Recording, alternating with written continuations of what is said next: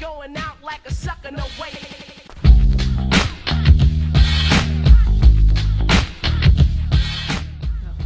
It's the week before your freshman fall semester, and you're getting emails to pay your loan bills and to pay your enrollment bills. What you have ways that you can pay your bills. Like for ESU, for example, you can go online. You go to My ESU portal, and you sign in, and you should get this page. Actually, this page. And then you can go to the student billing tool under the students tab. You go to student billing tool and you can pay your bill. It's super easy. Or if you're not comfortable with paying online, you can come to the Zimbar building at the campus and get a ticket and pay by check. Okay. But the sooner that you pay your bills, obviously, is less stress, so don't procrastinate. First things first, get to know your roommate. You are going to be living with this person for the next 8 months, and you wouldn't want to be on bad terms with the person you are living with. Second, set rules at the beginning of the year so each other's space and boundaries are aware. Get to know their schedule so you are able to know and set certain dates and times for when you are going to study and get your homework done. Lastly, if you have an issue, don't be afraid to speak up. It is your room too, and unless you speak up, it will continue to happen. During orientation, many people will probably tell you to keep getting involved in college.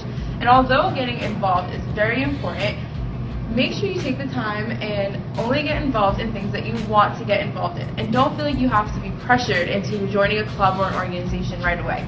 Get adjusted to college life and then join a club that you like. So as you can see, this is our bulletin board. We have many different things that go up on the bulletin board involving different clubs and activities, along with other things that go on. You don't have to just get involved on campus. You can get involved with many of the different things around the ESU campus as well. And that includes different things like a basketball tournament. You can do Zumba, which is very fun, and just many different organizations and different places that you can experience here on the East Coast and also around the ESU campus. Don't be cocky. I know you may think, oh, I don't need a tutor to help me. I can survive on my own. But it's good to have it there for you, be known by the tutors and the tutor head leader at ESU. Of course, we have Terry Mills. That in your lecture classes, they'll always be there to help you. One thing that really surprised me in college is the class size. Some of them are your average high school class sizes where it's about 30 or 40 kids, but some of them is up to 200 students, and that makes it really hard to learn because you're basically a number in the class. But one thing that could really help you to solve that problem would be to sit in the front row and make sure you pay attention to everything your professor is saying. I know it's hard to pay attention because your attention just goes somewhere else and you think it's boring, but it's really important that in lecture halls you pay attention.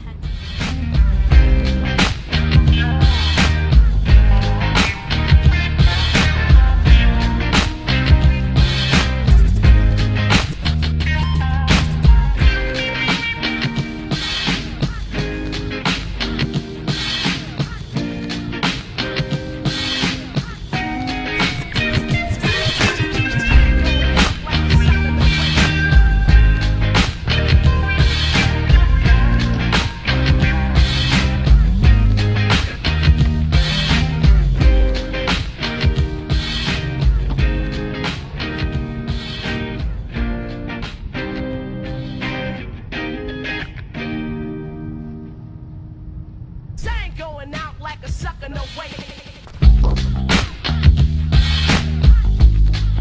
So, you really don't want this to happen to you. It's not fun. To avoid this happening, try and leave early. You want to know that these lots fill up fast. At ESU, they have several community lots and several resident lots, but they fill up. The first thing you're going to do is get a parking pass, like this one. Commuters get one and residents get one. You just gotta pay for them and register online before their semester starts. But you want to leave early, get enough time, and get here when people are leaving after classes. So I gotta go, got class in 5 minutes, but it's very different than high school. Keep that in mind.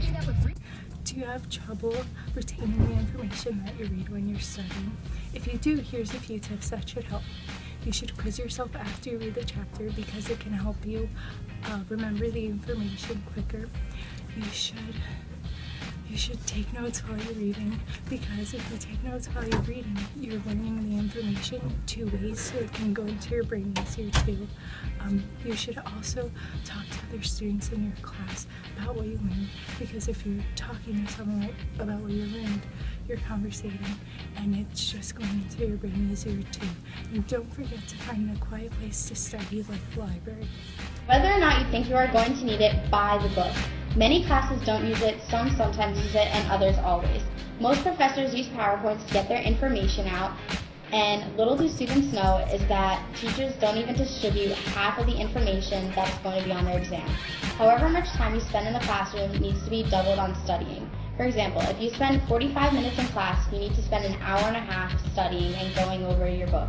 Make sure you make notes or highlight key information so you don't forget it. If it helps, rewrite information from your book into your notes.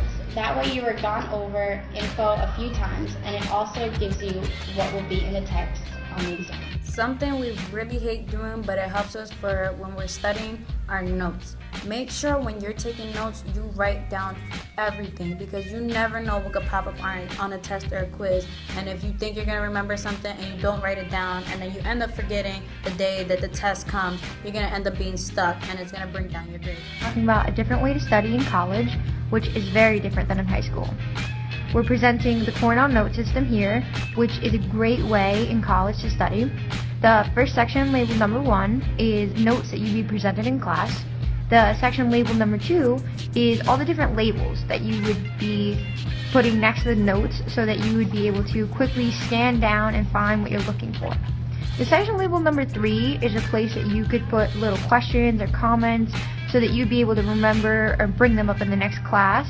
And it's a great way to kind of connect things, which, as you can see in the note, is part of the tips for a different way to study in college. You're going to want to do things like it says in the notes, like flashcards, creating your own quizzes, and connecting material, reading material aloud to friends, talking about it, and connecting to previous knowledge. Doing things like this in college is a big deal because professors are going to think that you've come in already knowing what you're talking about. They're not just going to start talking about what they talked about last class. They've expected that you have read the material on your own and that you're ready to go. So these things are a great tip, and it's a big change from high school. Things that you're going to experience in college is how different things are from high school. So one of the things that I noticed was that a lot of the times when you are in high school and you're ready to talk to one of your teachers about a grade or something that you wanted to discuss with them, you go to their classroom and they're always there.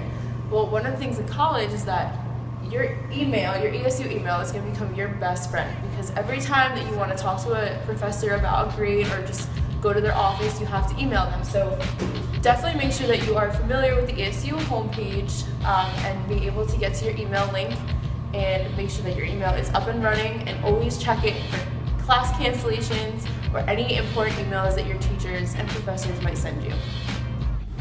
Hi, I'm Ramsey Kukula from Upper Darby High School, now attending East Stroudsburg University. I'm here today to talk about the differences between high school sports and collegiate level sports. And I'm here with Coach Murley, one of the head coaches of East Stroudsburg track and field team. And my first major topic is academics, how high school coaches aren't really involved in your academics. They are more worried about you being at practice, and they let the teachers worry about your grades. And at ESU, coaches like Coach Murley would be on top of your ass of your grades, especially with the NCAA college.